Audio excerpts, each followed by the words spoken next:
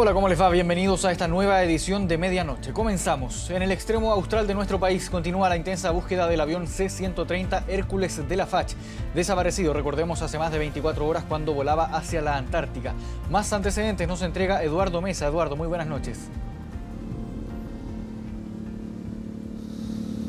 ¿Cómo están? Buenas noches. Continúan obviamente de forma intensa las labores de búsqueda acá en el extremo sur de nuestro país de este avión Hércules C-130 que despegó el día lunes en la tarde desde Punta Arenas. Su destino era la isla Rey Jorge, la base Frey en el continente antártico. A las 18 horas con 13 minutos se pierde contacto con esta aeronave y luego obviamente se despliega todo este operativo de búsqueda acá en nuestra zona de esta aeronave que viajaba con 38 personas, 17 de la tripulación, 21 pasajeros, de ellos 15 eran de la Fuerza Aérea de Chile, 3 del Ejército, 2 de una empresa privada y este joven estudiante de la Universidad de Magallanes que iba a realizar su práctica profesional precisamente hasta el continente blanco. Fíjense que se han intensificado obviamente las labores durante esta jornada de martes. Se trabajó obviamente de forma intensa en toda la zona de El Paso Drake, 700 kilómetros al sur de Punta Arenas. Durante esta jornada arribaron hasta la base Chabunco de la 4ª Brigada Aérea los aviones F-16. También están trabajando en la zona 9 embarcaciones, hay 2 aviones F-5, son en total 11 aviones que están prestando labores de búsqueda en ese lugar. Hay 4 aviones extranjeros, 5 satélites, en fin, un despliegue importantísimo en toda esa zona para obviamente encontrar este avión Hércules que despegó, como les comentábamos, el día lunes en la tarde desde Punta Arenas rumbo a la Antártica. Durante esta tarde arribaron hasta Magallanes a los aviones F-16 que tienen características muy particulares por sus sensores, por sus radares. Obviamente son aviones particulares que van a ayudar de forma significativa a esta búsqueda. Durante esta tarde pudimos conversar precisamente con uno de los pilotos quien habla precisamente de estas cualidades especiales que tiene esta aeronave para realizar esta búsqueda al sur de Punta Arenas en el Paso Drake. Escuchemos sus declaraciones. Yo creo que la esperanza es lo último que se pierde. Como Fuerza Aérea estamos con todo el esfuerzo y todos los medios que tenemos disponibles para lograr el éxito en esta búsqueda. Dentro de los sistemas, como te comentaba, que tiene este avión, tiene un radar también que permite detectar objetos en el mar, obviamente también en el aire. Y esas capacidades son las que estamos explotando, junto con todas las otras que ha puesto la Fuerza Aérea a la disposición de esta búsqueda para tratar de tener éxito y buenos resultados. Bueno, una historia que arrancó el día lunes. Fíjense que a las 10 de la mañana con 21 minutos, todo esto en Santiago, desde ahí despegó este avión Hércules rumbo a Punta Arenas, donde arribó a las 14 horas con 44 minutos. Luego, a las 4 de la tarde con 53 minutos, despega rumbo a la Antártica, a la isla Rey Jorge. A las 18 horas con 13 minutos se pierde contacto con la aeronave que debía arribar a las 19 horas con 17 minutos a la base Eduardo Frei ubicada en la isla Rey Jorge. Esa era por lo menos la proyección, pero como sabemos a las 18 horas con 13 minutos se pierde contacto y ahí obviamente se inicia todo este procedimiento para ya declarar siniestrada la nave cerca de 5 horas después, cuando se realizaron los cálculos y se determinó que básicamente la aeronave 20 para la 1 de la madrugada de este martes se había quedado sin combustible.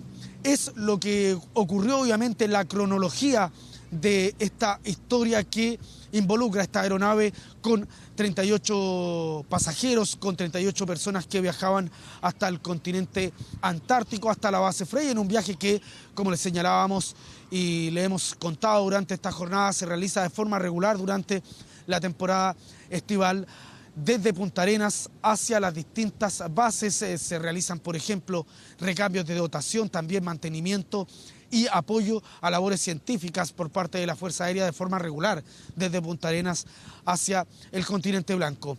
Los invito a revisar precisamente la nota de Carla Rodríguez, quien precisamente repasa todo este recorrido desde que el avión despegó desde Santiago ese día lunes a las 10 de la mañana con 21 minutos y hasta cuando obviamente se pierde contacto ese mismo día durante la tarde, luego de que la aeronave despegara desde Punta Arenas con destino hasta el continente blanco. Nosotros nos despedimos, los dejamos con esa nota, que estén bien, buenas noches.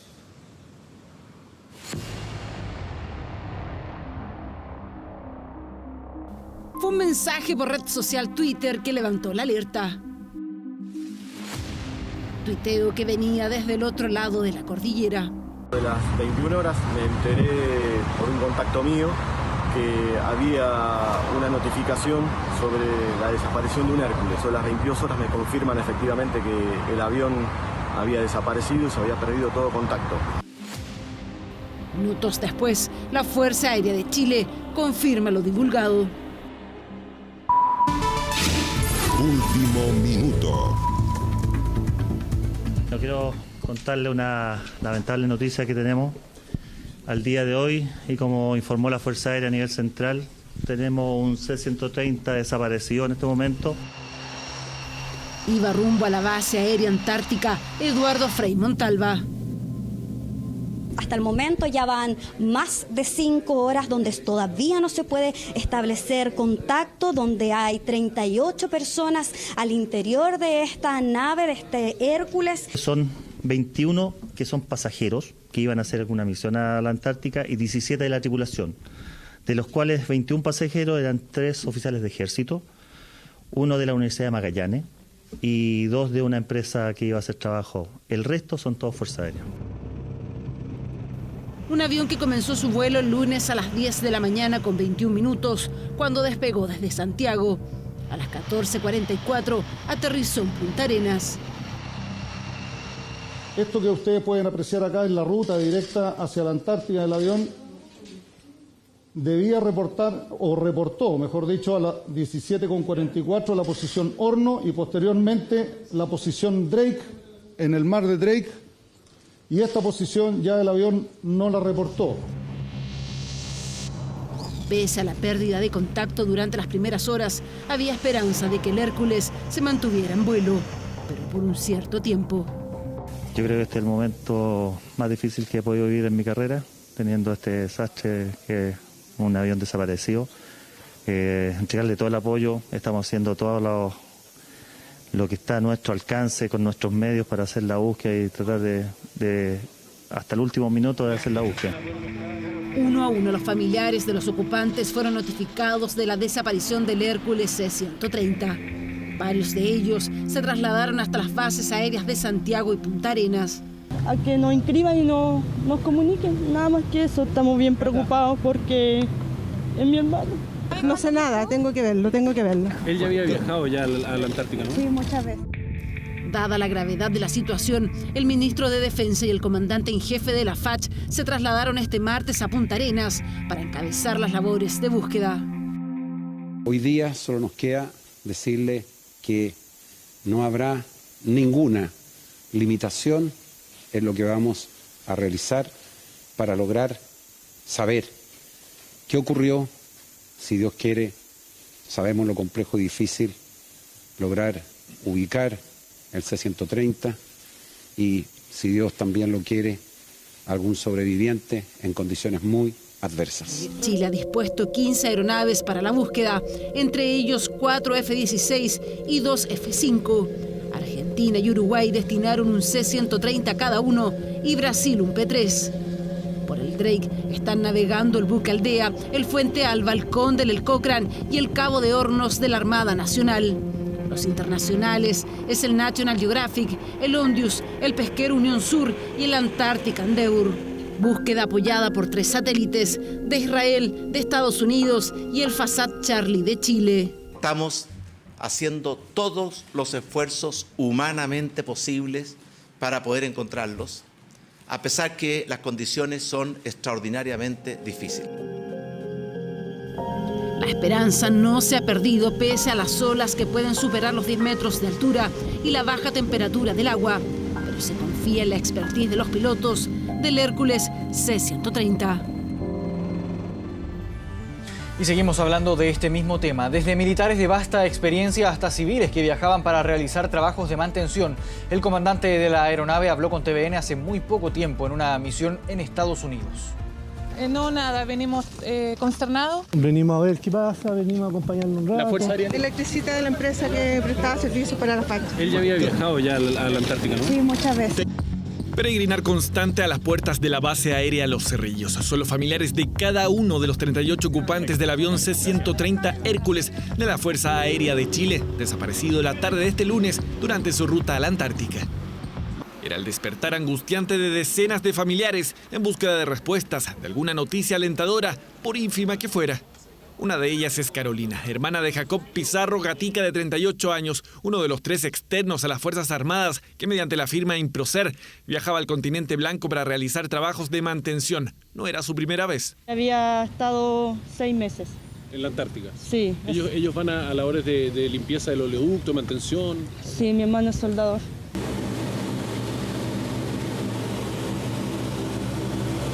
Comandante Ítalo Medina, y ese es el grado y el cargo. Yo soy el comandante de aeronave de la misión del día de hoy dentro de la participación institucional de la Fuerza Aérea de Chile en el ejercicio Mobility Guardian 2019. Así se presentaba hace poco más de 2 meses nada menos que el jefe del vuelo siniestrado, presumiblemente sobre mar austral. Tenemos un ingeniero, un Long Master, piloto y copiloto. Esa es la versión básica. Es el comandante Ítalo Medina Quiñones, de vasta experiencia en la FACH. Estas imágenes en Estados Unidos bajo el entrenamiento de la US Air Force, precisamente sobre un avión C-130, tareas de las que fue testigo en primera persona un equipo de 24 horas. Así explica la utilización de la tecnología de visión nocturna de última generación que está implementando la Fuerza Aérea de Chile. Nosotros tendríamos las 24 horas la capacidad de poder responder y poder operar inclusive sin iluminación nocturna. Cuesta creer que hoy este experimentado piloto, su tripulación y pasajeros se hayan esfumado. Claudia Manso Morales, de 37 años y madre de un niño de 6, ingratamente se convierte en la única mujer del listado de desaparecidos. Esta geógrafa de la Universidad Católica de Valparaíso y actual profesora en la Universidad de Valparaíso surgió desde su querida comuna de El Monte. Tampoco era su primer viaje a la Antártica, es una experimentada en su área. La angustia de su madre es indescriptible. Ella siempre hacía viajes, incluso hacía poco y ha ido a la isla de Pascua.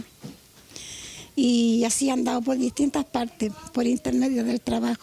Dentro de la nómina de extraviados figuran 3 integrantes del ejército, entre ellos el general de brigada Daniel Ortiz, quien el pasado 21 de octubre se hizo cargo del estado de emergencia debido a la crisis social en la región de Ñuble.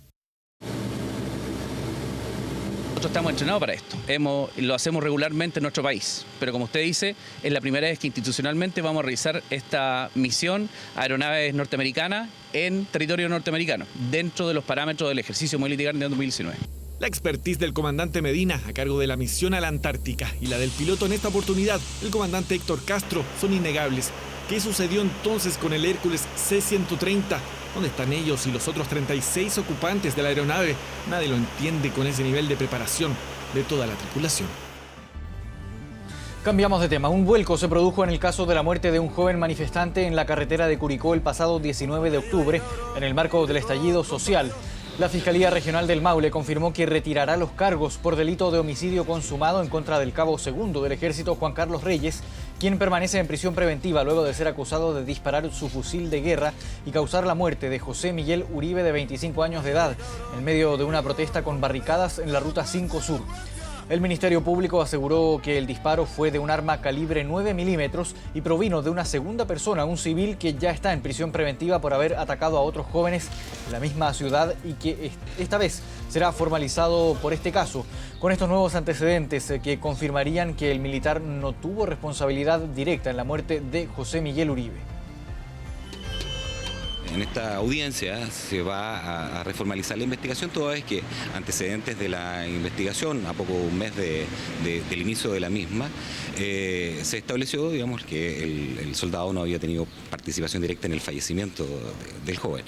Se va a solicitar la formalización de él por el disparo injustificado que percutó ese día, y con ello, por ser un delito de menor entidad, se va a modificar su medida cautelar. Endurecer penas para la colusión, crear la figura del denunciante anónimo y fortalecer a la Fiscalía Nacional Económica. Estos son algunos de los ejes de la llamada Agenda Antiabusos, una propuesta que busca castigar con mayor severidad los llamados delitos de cuello y corbata. Son ejecutivos, gerentes, dueños de empresas los que traicionaron las confianzas, los que se coludieron para su beneficio. Las farmacias, los pollos y el papel higiénico, solo 3 ejemplos de colusión, de daño a los consumidores, de delitos de cuello y corbata. Como hemos sabido, todos estos delitos no han tenido solamente clases de ética. Esos compadres nunca lo han castigado por nada. Tienen mucha plata y aquí manda la pura plata. En este país, desgraciadamente, es así. Hay que quejárselo en este caso a la ley, hay que quejárselo, yo creo que la ley es la que designa y la ley es la que dictamina. Quiero compartir con ustedes una agenda para combatir los abusos y asegurar un trato digno y justo a todos los chilenos. Fue el anuncio presidencial, una agenda antiabusos. La principal medida apunta a castigar con mayor firmeza el delito de colusión. Los responsables deberán pagar con cárcel efectiva cuando se trate de productos de primera necesidad. No solamente aumentar las penas, sino que impedir que puedan ser convalidables por otro tipo de pena, por otro tipo de situación. Entonces, efectivamente, que exista pena de cárcel cuando la persona comete un delito y que en el caso de la colusión va a ir entre 5 y 10 años. Aumento en las penas para quienes se coludan, que no convence a todos. Podemos dotar a nuestros organismos de mayor posibilidad de fiscalización y mayor posibilidad de detección. Y no necesariamente siempre aumentar las penas va a significar que menos conductas negativas se realizan.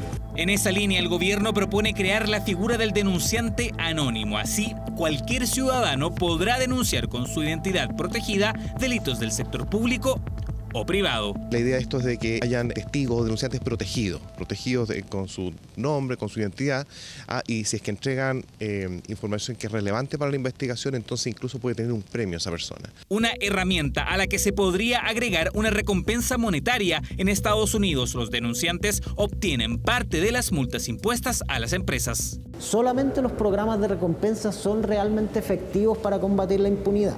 La garantía de anonimato y la protección del anonimato son importantes, pero son, por así decirlo, un desde. La agenda además incorpora el fortalecimiento de la Fiscalía Nacional Económica, que incluirá la atribución para alzar el secreto bancario y la protección de pruebas físicas o digitales a la hora de investigar.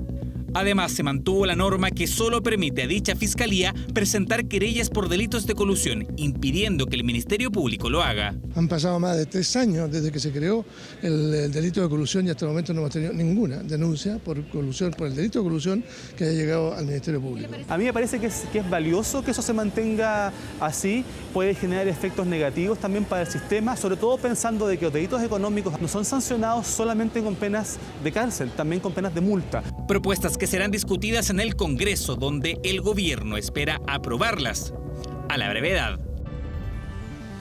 Este miércoles los senadores deberán rechazar o aprobar la acusación constitucional en contra del exministro del Interior Andrés Chadwick, quien aseguró su inocencia en los cargos que se le imputan. Soy inocente, dijo Andrés Chadwick, quien sorpresivamente llegó al Senado y se dirigió a los parlamentarios en una de las etapas decisivas de la acusación constitucional en su contra. Defensa irrestricta hubo desde su sector, que escuchó con emoción al ex titular de Interior. Incluso el ministro de las Express, Felipe Ward, llegó a la sala. Primera aparición pública desde que dejó el gobierno el pasado 28 de octubre. El día viernes 25 de octubre asumí mi responsabilidad política. Porque ese día le presenté mi renuncia al presidente de la República.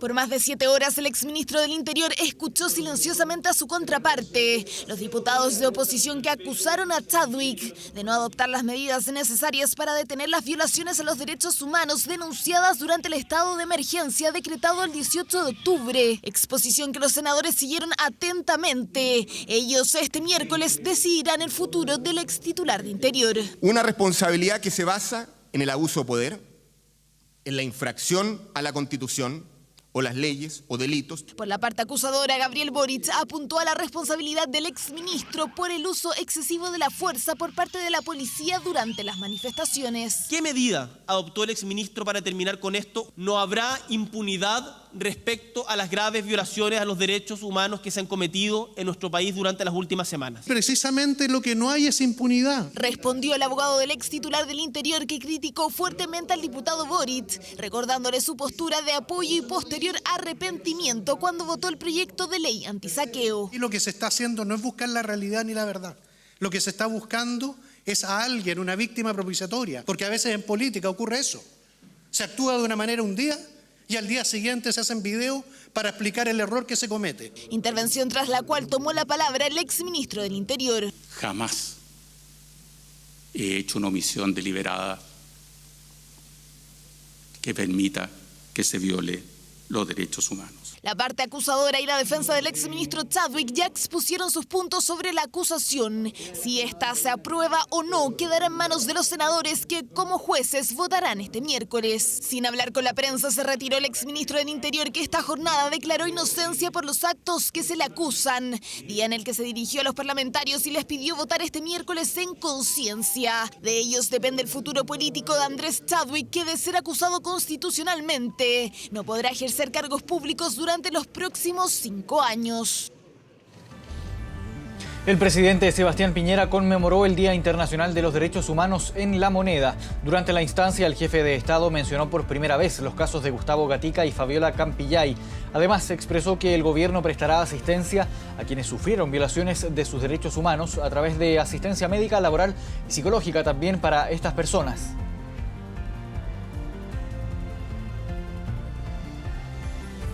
Estamos con planes muy concretos de asistencia, no solamente médica, sino que también laboral, social, psicológica, a todas las personas que han sido víctimas de atropellos a los derechos humanos o víctimas de los hechos de violencia que hemos conocido en las últimas semanas.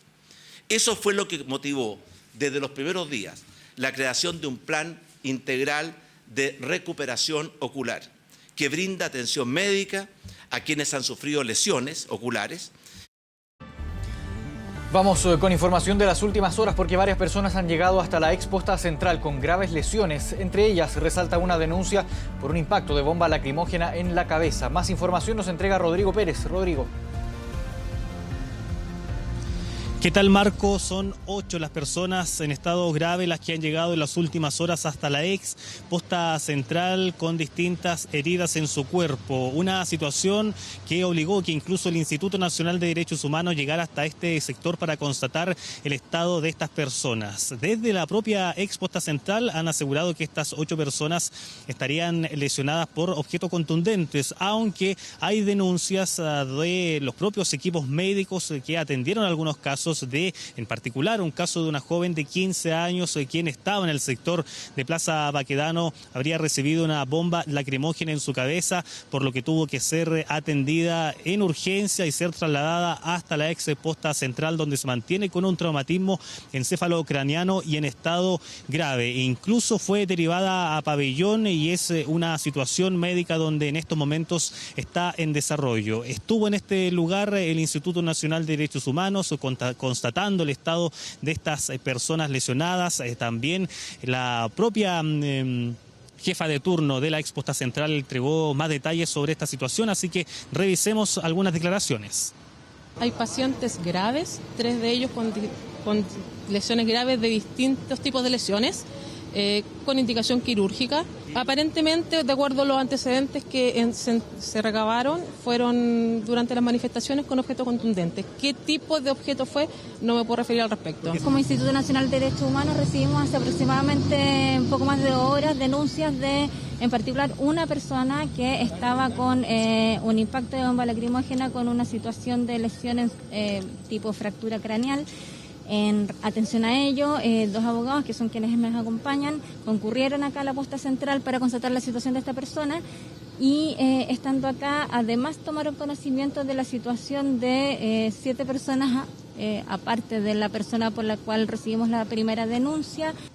Un caso entonces donde uno de los más graves es de esta joven de 15 años, quien está, según estos equipos médicos que estaban atendiendo en el sector, con un traumatismo encefalocraniano. También está el caso de una persona de 35 años, quien también se encuentra grave, y junto a ellos son 8 personas en total, donde desde la ex posta central han recalcado y han asegurado que son personas lesionadas por objetos contundentes. De todas maneras, el propio Instituto Nacional de Derechos Humanos aseguró que evalúan eventuales acciones judiciales en caso que algunas de estas heridas haya sido provocada por bombas lacrimógenas, que es una de las denuncias que también estuvo recopilando este equipo de personal médico que ha estado trabajando en este sector y que mantiene entonces a estas personas en estado grave internadas en la ex posta central.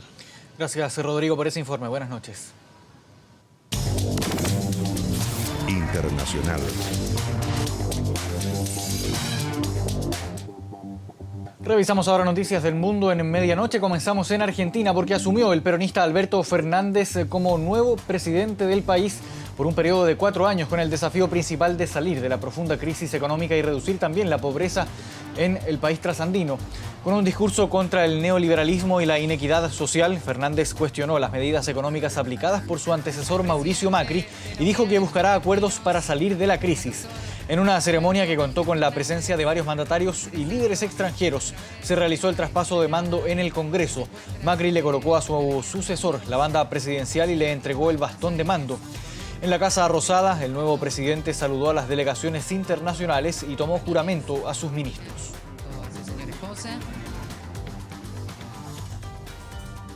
Vamos también a los espectáculos porque falleció la cantante sueca Marie Fredriksson, integrante de la mítica banda Roxette. Tenía 61 años, luchaba contra un cáncer cerebral desde el año 2002. La artista, que conformaba junto a Per Gessle, el grupo de pop sueco que alcanzó la fama mundial en la década del 90, era tratada de un tumor cerebral desde hace 17 años. Marie Fredriksson nació el 30 de mayo de 1958 en el sur de Suecia. Comenzó su carrera musical en Halmstad, donde conoció a Gessle. Roxette se formó en 1986 y en abril de 1989 se convirtieron en un gran éxito con su tema The Look. La banda vendió durante su carrera 75 millones de discos.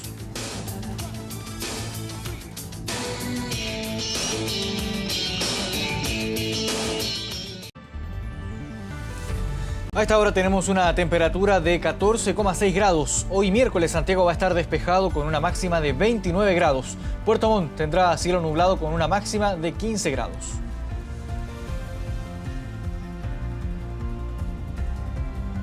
Muchas gracias por haberse informado junto a nosotros y los invitamos a Canal 24 Horas porque continuamos con noticias durante toda la madrugada. Muy buenas noches.